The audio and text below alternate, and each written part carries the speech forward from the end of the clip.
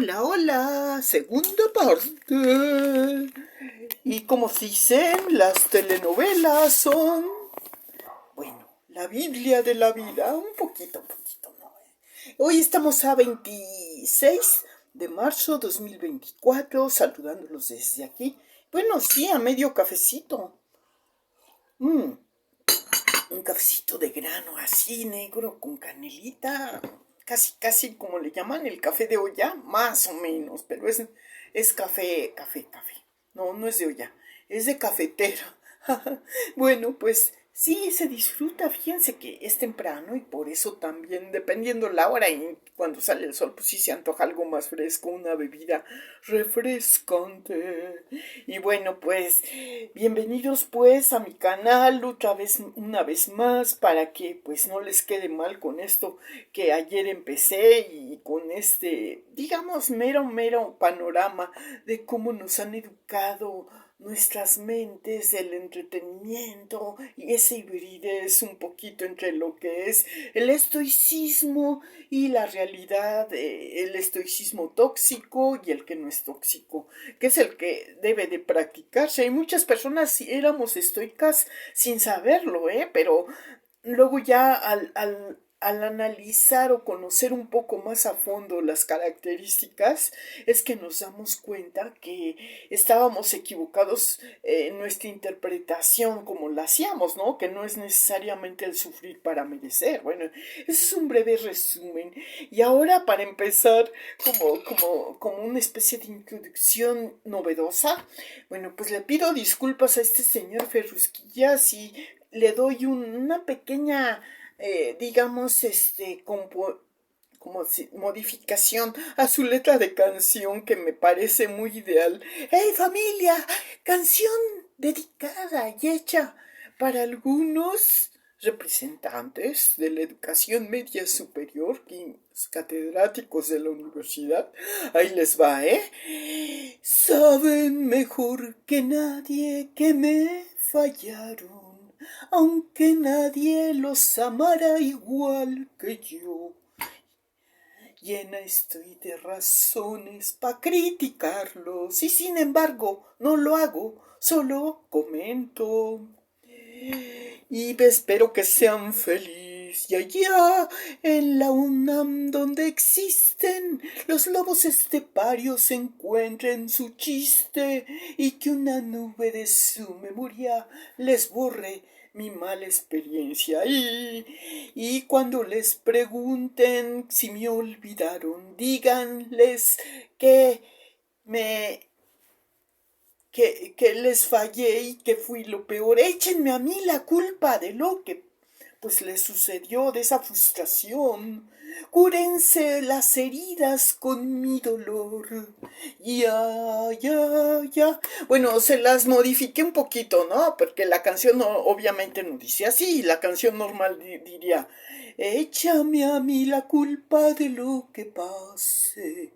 Cúbrete tú la espalda con mi dolor. Y allá en el otro mundo, en vez de infierno, encuentres gloria y que una nube de tu memoria me borre a mí. Tururú. Bueno, fragmento de canción, no me vayan a censurar y digan derechos de autor. Esto, yo ya pedí disculpas y nomás fue un fragmentito y fue muy a propósito para darle el comienzo. Pues no, yo no juzgo que haya sido mala mi trayectoria, aunque pues sí, naturalmente sí, de mucha decepción, porque yo lo que necesitaba no ese tipo de estímulos, de que la letra con picarte tu orgullo y menospreciarte y humillarte era para motivarte a la psicología inversa y que te esmeraras más, porque como ya estabas medio veterana y eras anacrónica, pues sí, fíjense que batallé mucho con la coordinación de mis actividades entre horarios de trabajo y compartirlos, porque ahí te exigen más bien que estés dedicada más que al estudio que a lo que son tus deberes, pero tú no puedes soltar una cosa por la otra. Yo no tenía a quien me patrocinara mis estudios, vamos. Entonces, pues sí, tenía que ser yo ese tipo de autosustentable, ¿no? Entonces, y casi casi es la modalidad, la nueva moda de todos, bueno, porque dicen ya con el pretexto, sí, ya puras fiestecitas y todo eso, y yo de babotas aquí pagándoles, esforzándome porque él tenga una calidad de vida y miren las decepciones que me causa, ¿no? Porque pues sí se da, ¿no? De todo un poco hay en la viña del Señor. No les echemos la culpa.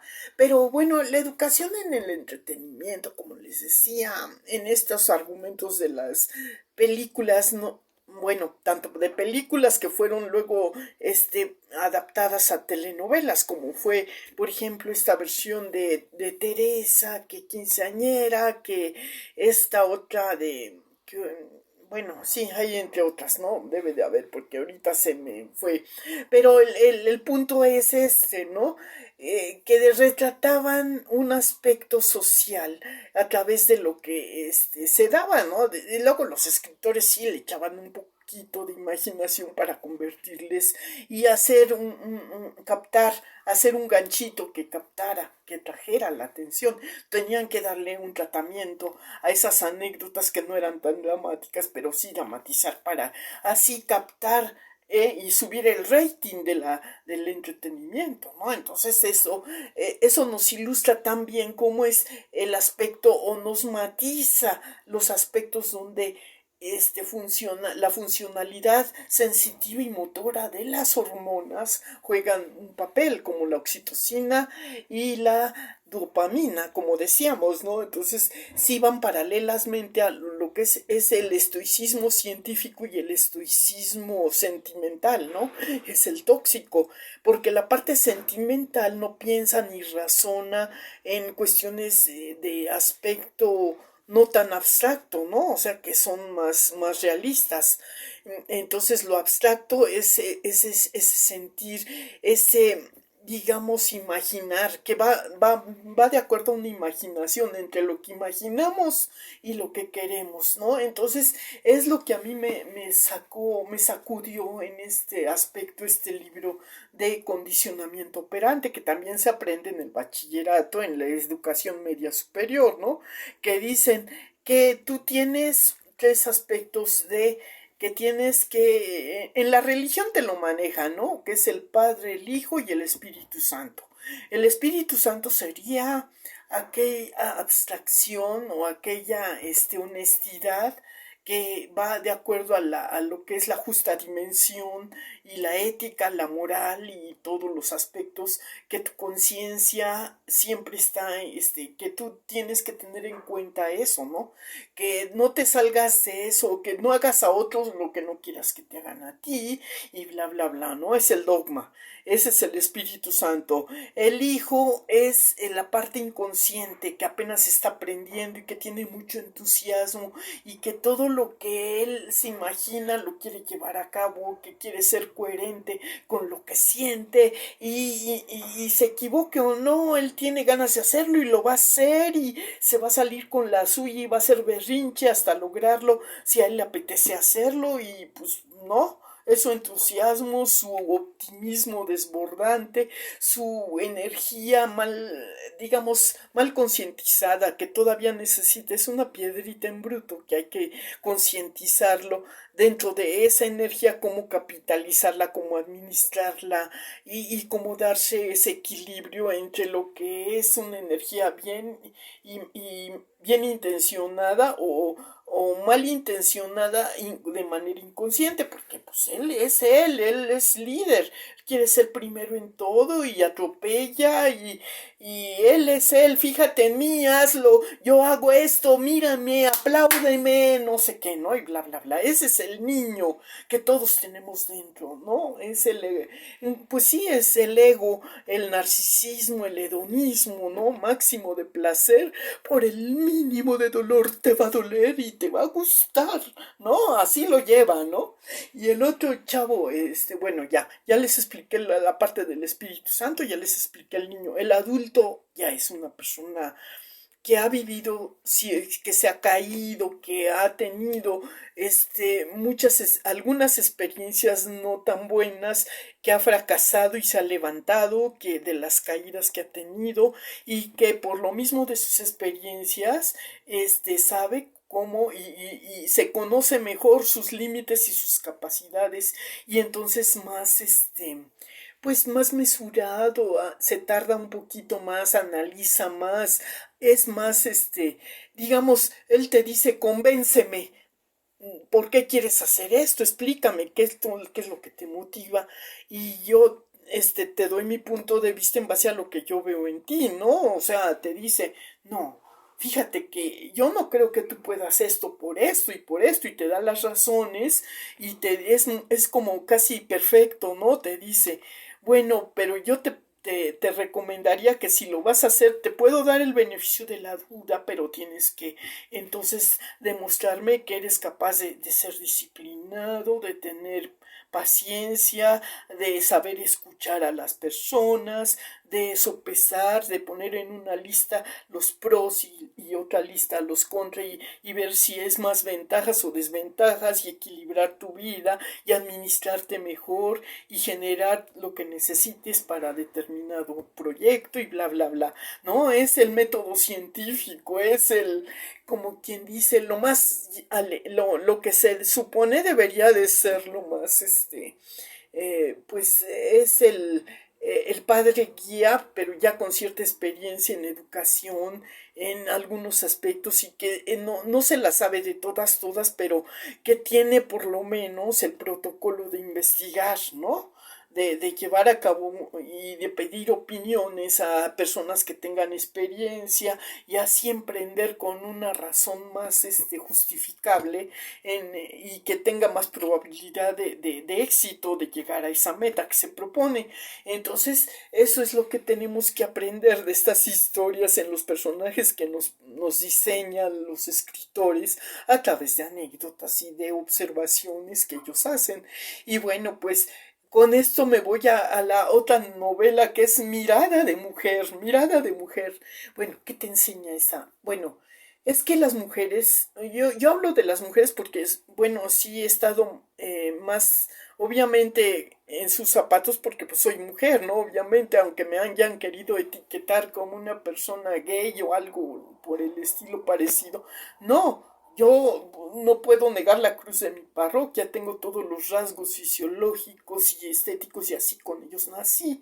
Entonces yo no puedo engañar y hacerme pasar por alguien que no soy, ¿no? Porque entonces esa me va a delatar mi debilidad, mi falta fuerza, de fortaleza, no puedo equipararla o paralelizarla a la magnitud que tiene el género masculino. Simplemente puedo tener cierta inteligencia y muy parecida a la o a lo mejor un poco más o un poco menos, ¿no? Que ellos, pero pues también yo la aplico de acuerdo a mis experiencias desde un punto de vista femenino y claro, a veces me juega un poco la broma a mi aspecto porque todas las mujeres tenemos un poquito de eso, ¿no? Tenemos los dos, somos híbridas en el pensamiento, en la manera de educarnos, en todo eso, entonces por eso mismo a veces pues ellos se sienten un poquito incómodos cuando ellos han hecho un monopolio de esa querer ser exclusivos en determinado aspecto de que se les aprecie un crédito de tal o cual capacidad, ¿no? Entonces es impensable, entonces hay que combatir y combatir ese enemigo o enemiga que les haga competencia o que les pueda poner en riesgo pues lo que ellos ya tienen ganado por su trabajo y todo. Entonces cuando llega una mujer a querer desarrollar la misma labor y todo, pues obviamente se protegen de alguna manera, ¿no? Para hacer valer su calidad profesional y a veces pues sí te ponen trampas para que tú, pues es que en realidad están rechazando esa parte, ¿no? Somos el espejito, acuérdense del espejito y lo que proyectamos, ¿no? Entonces tú dices, aguas, si ves al vecino sus barbas rasurar, echa las tuyas a remojar, ¿no? Decía el proverbio ¿no? O sea que tú también, si tú estás viendo que hay una probabilidad de ser reemplazado y cuál no va a ser su decepción más grande si el que los va a reemplazar va a ser una mujer, ¿no?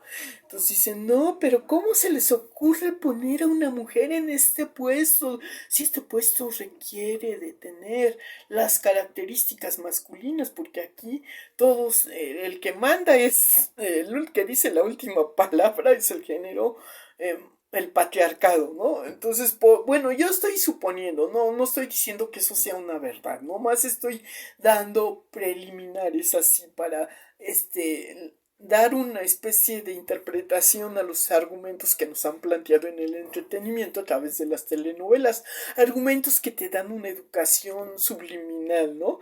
Entonces, en una sociedad donde está aspectado eso y ya está, pero más que predeterminado, una mujer ya no tenemos ahí nada que hacer, ¿no?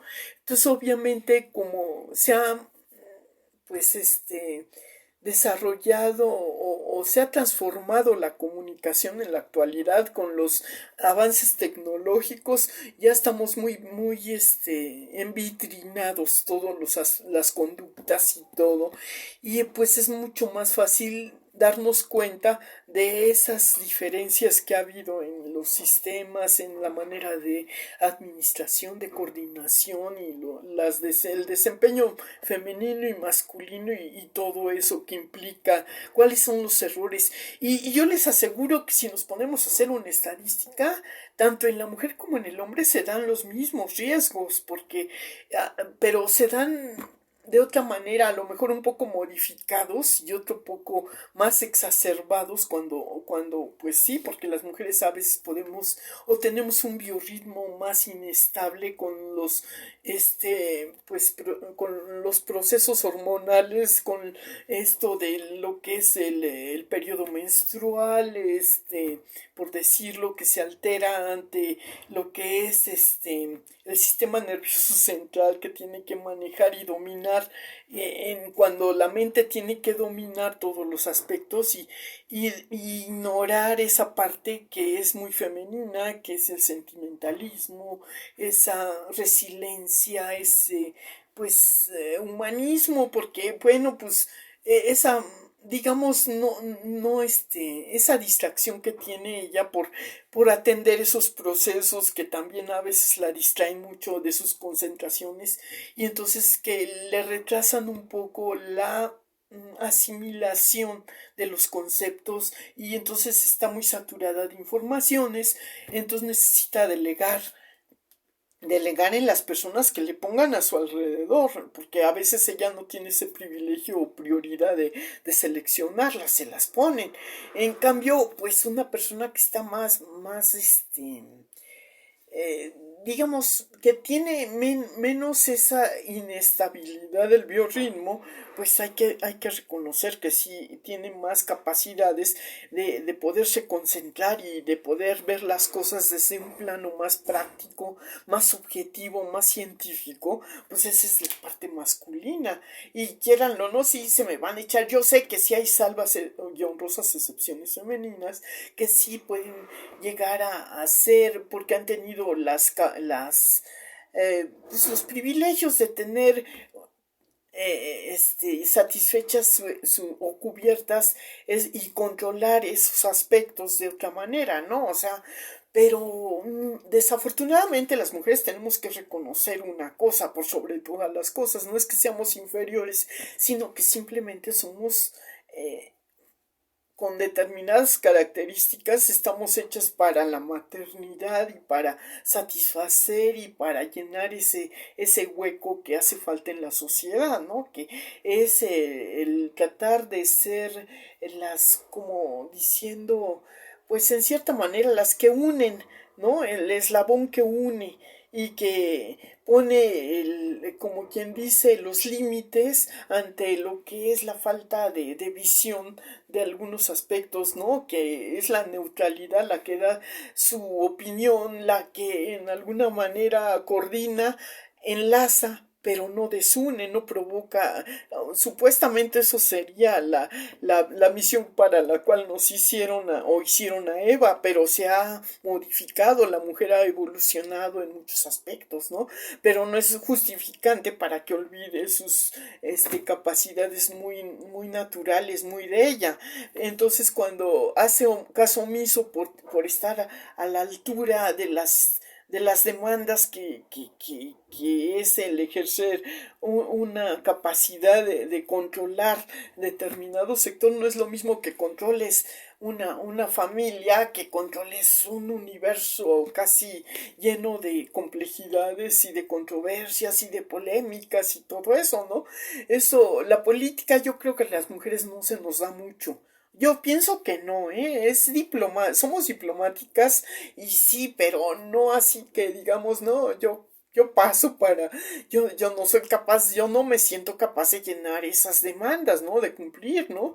Sí, te pueden, digamos, porque convencionalismos o porque hay intereses que defender, entonces sí vamos a hacer esa, como quien dice, omisión que se había hecho, vamos a transformar, porque ya existe la, una enfermedad que es casi mortal y es abstracta, mortal en el aspecto de que te vuelve una persona, sí, que te vuelve zombie, ¿no? En una sociedad donde te anulan todas tus capacidades, no te dan derecho a tener iniciativa propia, es uniforme, estás dentro de una masificación, entonces esa enfermedad se llama ociosidad de la aburridemia, ¿no? De todo lo que ya el mundo ha visto una serie de situaciones y de todo y está cansado, entonces dice, no, pues ya que sea lo que sea,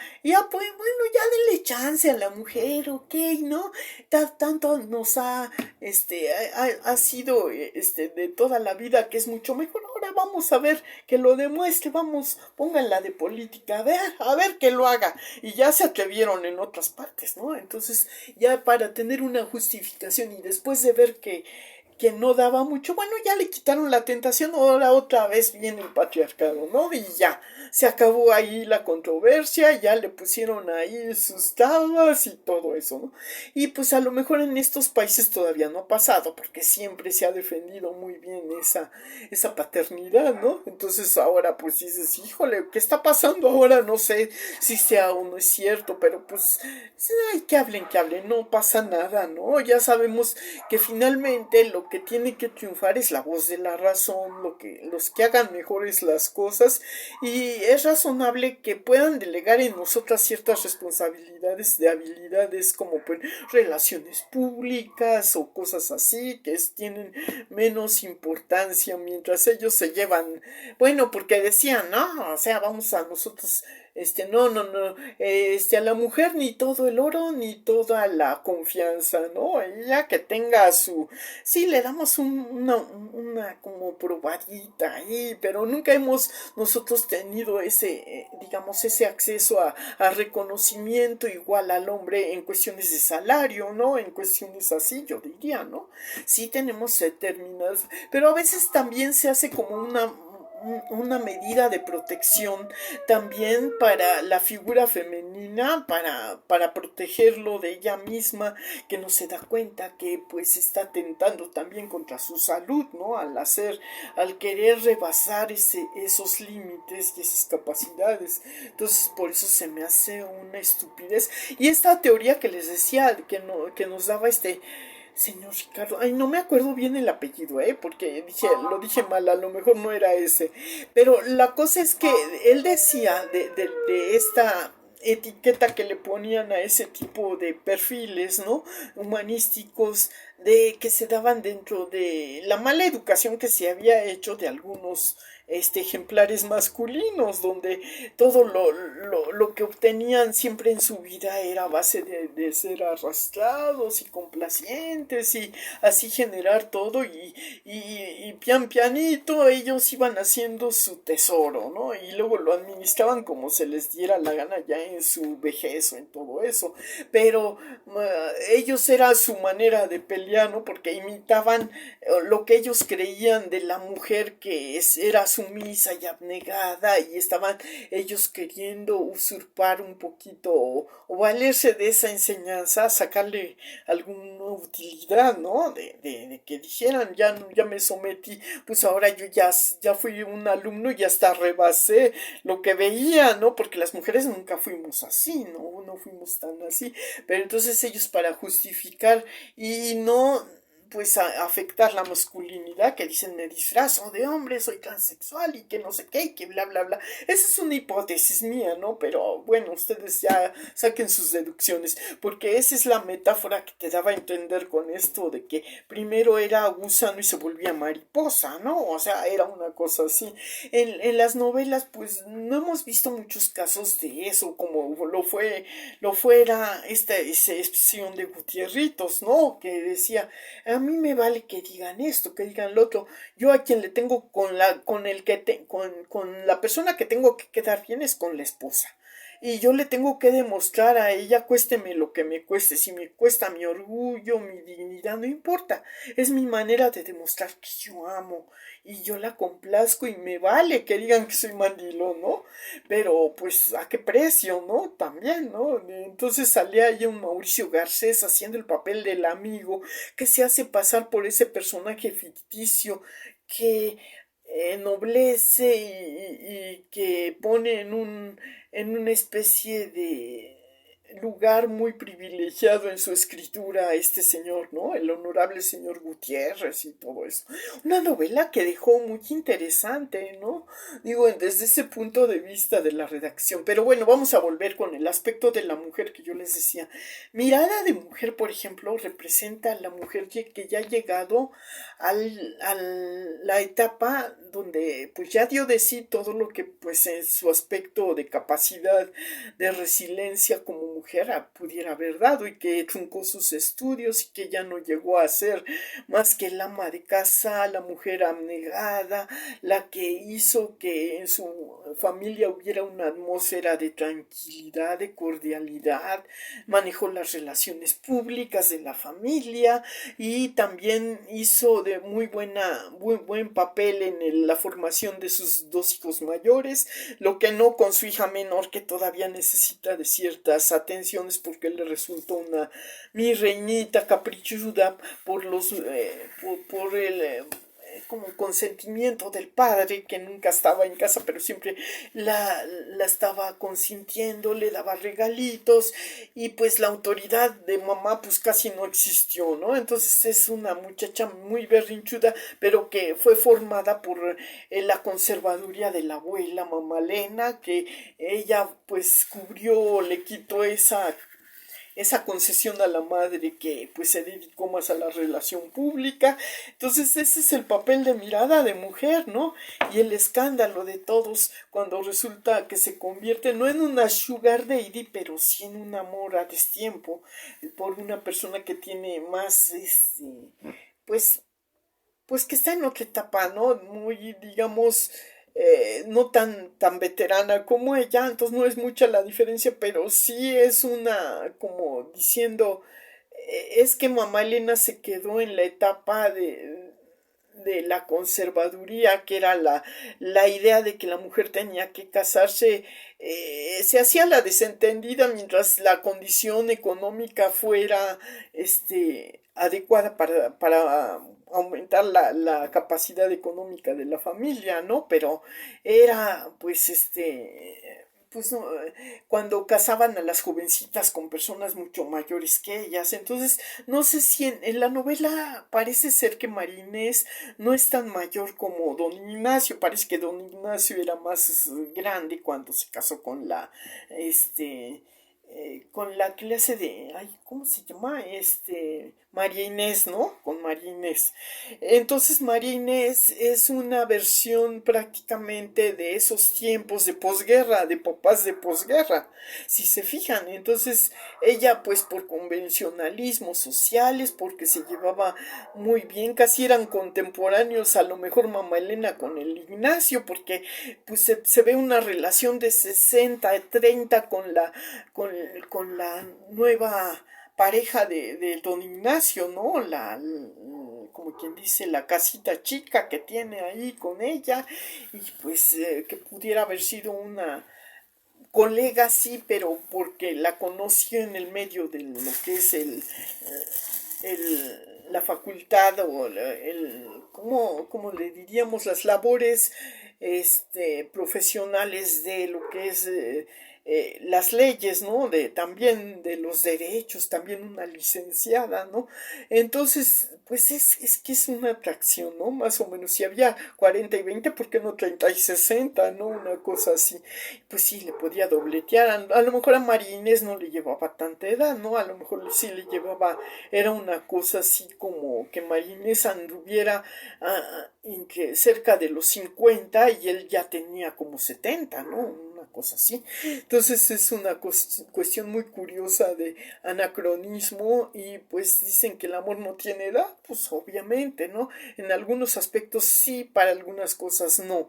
Entonces todo depende el gusto y la hibridez que se quiera manejar en las relaciones de pareja, pero pues si se llenaban y se cubrían y tuvieron todavía pues hijos suficientes, a lo mejor cuando se casaron probablemente él tuviera pues una edad de entre 30 y Marines andaba pues cerca de los 15, los 17, y él anduviera en los 30, ¿no? O sea, una cosa así. Y entonces al llegar a la madurez pues tienen una diferencia más de 15 años, una cosa así, ¿no? Entonces, esas son las características de los perfiles de los personajes, que a veces no son tan matizados en unos aspectos de edad, sino muy bien enmascarados en una atmósfera de comportamiento hormonal, ¿no? Mientras que la Marinella, y dicen el otro todavía tuvo un hijo con la consorte, la casa chica, ¿no? Y Marines ya había estado pasando por la menopausia, ¿no? Entonces, esa es la novela que nos ilustra un poquito estas cuestiones de lo que es la intervención de lo que es la oxitocina y la dopamina, ¿no? Entonces, a lo mejor una deficiencia de esas hace que el matrimonio tenga sus diferencias en cuestiones de relaciones de pareja, y por eso siguen conservando el mismo lugar de donde habitan los dos, pero ya uno ya no está. El don Ignacio ya no estaba prácticamente, ya usaba la casa como hotel, y la María Inés por costumbre atendiendo todo lo que era pues esas cuestiones domésticas y pues, o sea, nada más complementarias, ¿no?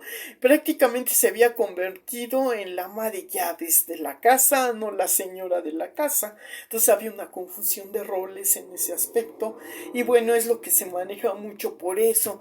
Y yo digo que sí es como la otra amiga que le aconsejaba que se le consideraba una viuda alegre a la que se muere de sida, ¿no? La amiga de María Inés, que representa por Margarita Gralia, ¿no? Que representa, ay, no me acuerdo cómo se llama, pero bueno, ella es la liberal, la que tiene 2 hijas y que, tiene sus parejitas en unión libre y a costa y le vale más lo que piense la gente. Ella disfruta su vida sexual y de toda índole, y también se da sus paseos, sus cuidados para ser más pero pues sí, tiene una fama de ser un poco promiscua, esa sería propiamente el prototipo de lo que es el antagónico de María Inés, ¿no? Y luego está la intermedia, que es la otra amiga, que es también, pues, está no es precisamente María Inés, pero es una mujer ya sin, pues es una pareja un poquito más, ¿cómo se llama la otra mujer? No me acuerdo, pero es la tercera amiga de María Inés, ¿no? Que también tiene hijos, que ellos son los casi padres perfectos, ideales, pero tienen un hijo con problemas de adicciones, creo, o algo así.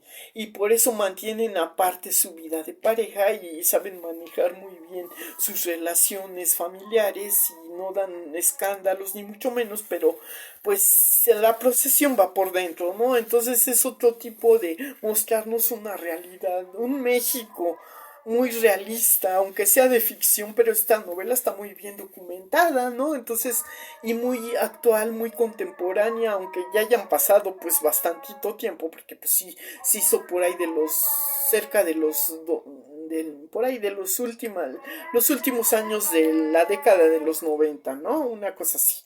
Y bueno, pues, y esa novela es original, ¿no? Está escrita más en realidades, en hechos y estadísticas y estudios más complementarios de profesionales que conocen un poco el contexto y todo lo que implica las relaciones sociales y que son más actualizadas, ¿no?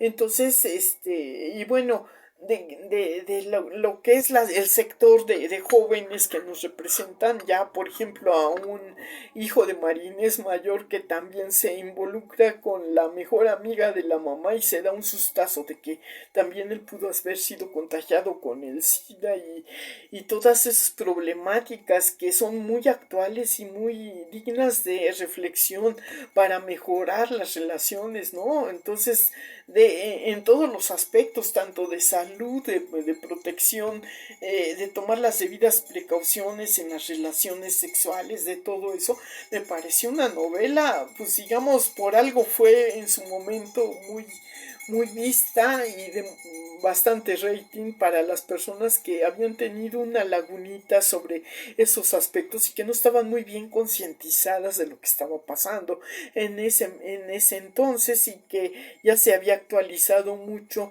la educación a nivel en diferencia, ¿no? Se había habido un abismo entre lo que era la educación de las décadas entre los 60 y 70, allá los 80 y los 90 que venía ya a ser una revolución completa, ¿no?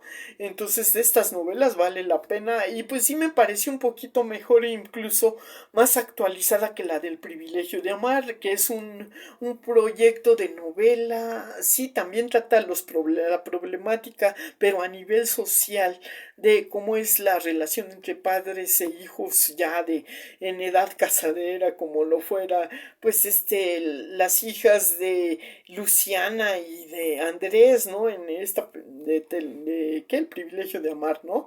Y la de la Noriega, la huerfanita, que era la hija perdida, que resultó ser la hija perdida de Luciana o Lucía, o no sé cómo se llamaba en el privilegio de amar, ¿no? Que era Elena Rojo. Y pues el reencuentro entre hija y madre y de todos esos aspectos que ella se perdió de la educación y la querer recuperarla pues aunque sea en un fragmento de su vida a otro nivel, ¿no?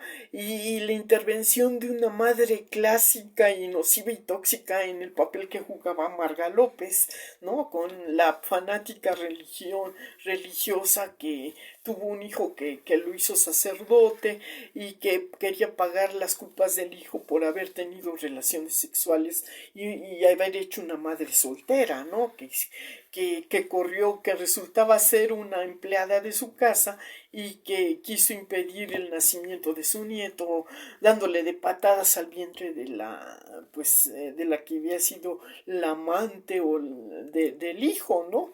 Al que le prohibía, al que estaba muy, como viuda ella, quería que su hijo fuera célibe y eligiera la carrera de sacerdote, todo esas cuestiones que se veían en esas películas muy conservadoras de educación a principios del siglo XIX, ¿no? Que todavía tanto para el hombre como para la mujer había madres que eran fanáticas de la religión y todos esos aspectos tratados en una novela para entender un poquito cómo era la toxicidad de los dogmas llevados a los extremos, ¿no? Las sectas y todo eso y el manejo de cómo llegaba a afectar inclusive a personas ya en etapa de tercera edad, como lo fuera el papel que personificó Marga López como mamá del sacerdote que hacía César Évora, era su hijo ahí en la novela de Privilegio de Amar, y que sí se dedicó al celibato, pero siempre guardó ese sentimiento de culpa cuando conoce que la hija que él tuvo con Luciana era meramente esta muchachita personificada por Adela Noriega, ¿no? Que ahí se llamaba Cristina, ¿no? Una cosa así, ¿no? Bueno, qué bien los informo de estas novelitas. Bueno, pues ya vimos unos aspectos, cómo se llevaba, aquí nos está representando lo que es el aspecto de esta cuestión hormonal con lo científico, más bien encubierto por lo científico, las hormonas de la oxitocina y la dopamina, paralelizada con lo que era en otro aspecto el estoicismo tóxico que se representa en la forma sentimental en el privilegio de amar y lo que es el estoicismo pero positivo, el que no es tóxico, llevado por lo científico en el aspecto de la novela de Mirada de Mujer. Entonces ya ahí separamos las ilustraciones. Bueno, ya, sí hay otras novelas que también he mencionado, que también involucran otros aspectos de la educación, de los perfiles femeninos y masculinos y de cómo son sus relaciones sociales a nivel de... Pero bueno, ya lo veremos más adelante porque pues les digo que es muy largo este tema y pues hay que prepararlo muy bien para poderles dar a ustedes un poquito más digerido y el panorama que nos representó esta enseñanza o este legado de telenovelas. Y bueno, pues ya es hora de reincorporarme a mi quehacer. Espero les haya gustado esta segunda sección y decimos de lo científico a lo filosófico en cuestiones de estoicismo tóxico y no tóxico. Sale pues, los veo luego.